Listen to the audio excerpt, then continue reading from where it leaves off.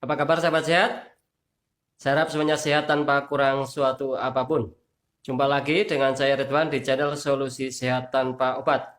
Di video kali ini saya akan membagikan tips bagaimana cara mengencangkan wajah, baik laki-laki maupun perempuan. Bagaimana caranya? Simak sampai habis.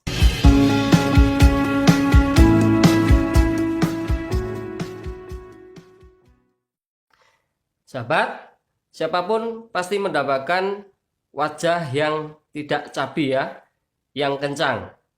Namun banyak yang melakukan hal-hal yang sifatnya berbahaya dengan melakukan tanam benang dan sebagainya. Namun di video kali ini saya akan membagikan tips caranya dari sudut akupressure.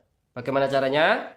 Pertama, kita pijat titik itu ada di atas tulang geraham di sini, baik kanan maupun kiri.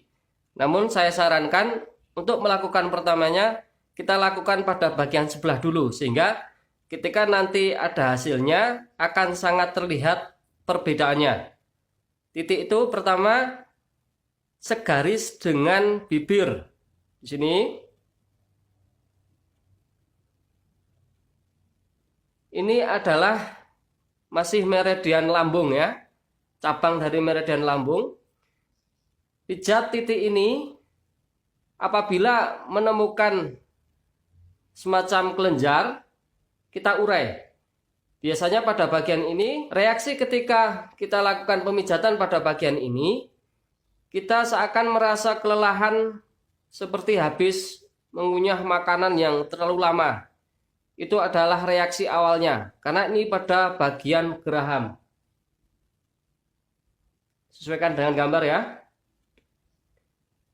Berapa lamanya titik ini dipijat? Kondisional, beda orang, beda kondisi.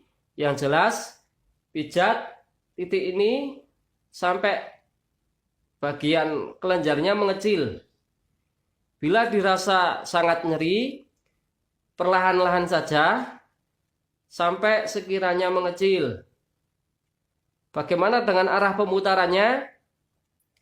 Ini dari depan ke bawah ke belakang. Berarti dari belakang ke depan ya, seperti ini.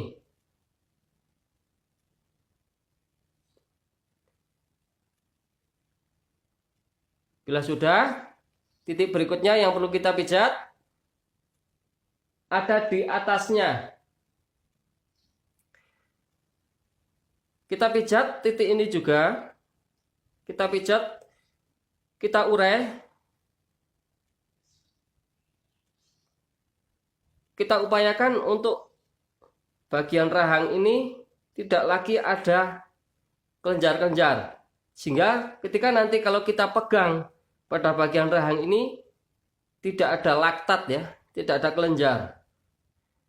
Lakukan hal ini sampai sekiranya bagian laktat mengecil. Namun untuk terapi ini biasanya bagi yang pipinya terasa cabi, ketika dicubit langsung tebal ya bagian pipi sini, maka pijat bagian ini agak lama. Tidak perlu keras ya, perlahan saja, karena ini juga rasanya sakit.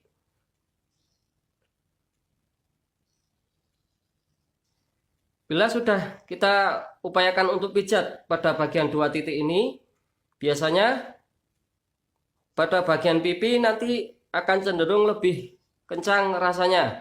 Kita nanti bisa bandingkan pada bagian yang sebelah ya. Makanya saya sarankan untuk lakukan dari sebelah dulu agar nanti lebih terlihat hasilnya bagaimana. Oke, kita coba bandingkan ya. Pada bagian yang sudah dipijat dengan yang belum. Untuk bagian yang belum, kalau saya cubit bagian pipinya, ini seperti ini. Tapi pada bagian yang sudah kita pijat, nah, lebih sulit dicubit, kalaupun kena, itu lebih kecil. efek awal biasanya rasanya akan seperti itu. Kalau kita pegang,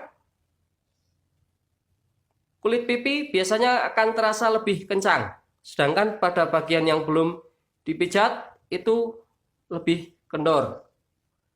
Sekarang pada bagian yang kiri, titiknya sama ya, segaris dengan mulut belakang. Kita pijat juga. Rasanya akan sama seperti rahang kita kelelahan setelah mengunyah makanan terlalu lama biasanya. Pijat, kita putar-putar dari belakang ke depan ya. Seperti ini. Kondisional juga titik ini. Berapa lama dipijat? Yang penting sampai rasa nyerinya berkurang.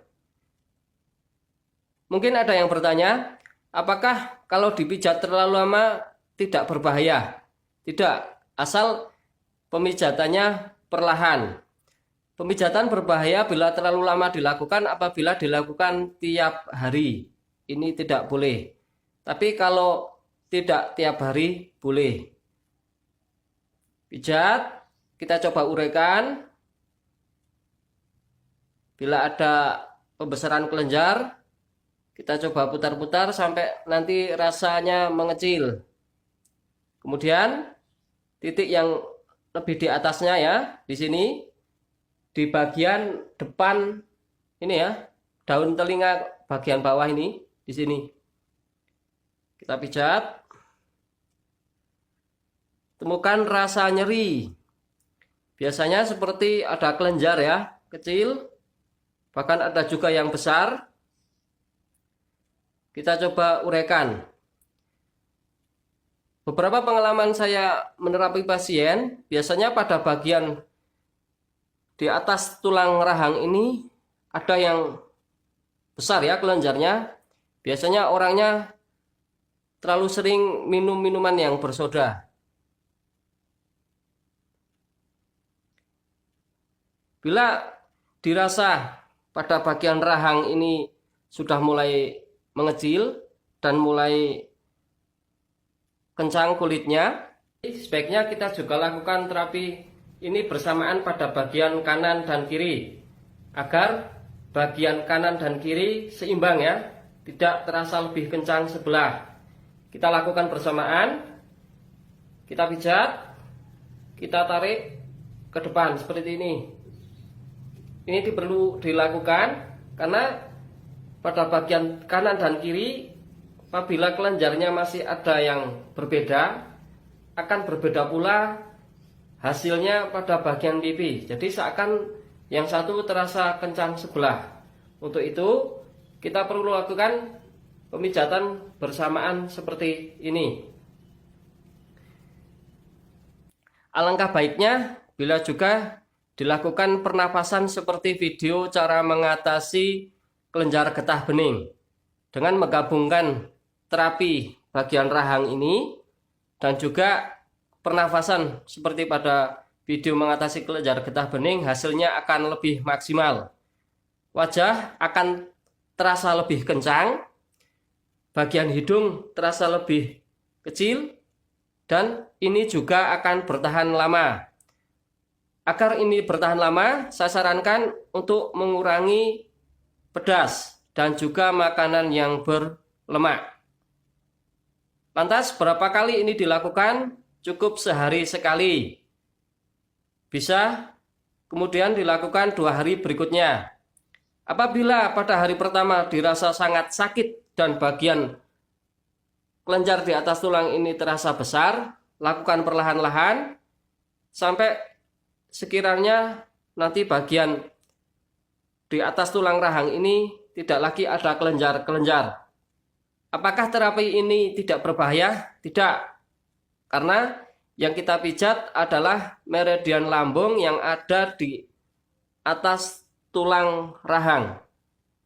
Reaksi awal seperti yang saya sebutkan tadi, mulut terasa seakan kelelahan karena sehabis mengunyah makanan yang terlalu lama. ini adalah wajar. Kemudian sisi lain mungkin ada sedikit merah ya, bagian habis pijat itu juga wajar. Karena memang kita tekan-tekan. Namun lama-kelamaan pada bagian pipi ini juga akan menghilang. Semoga tips ini bermanfaat. Apabila Anda sudah melakukan, bagaimana hasilnya? Silahkan diisi kolom komentar. Silahkan share kepada teman atau saudara yang membutuhkan. Nantikan video-video saya berikutnya. Terima kasih.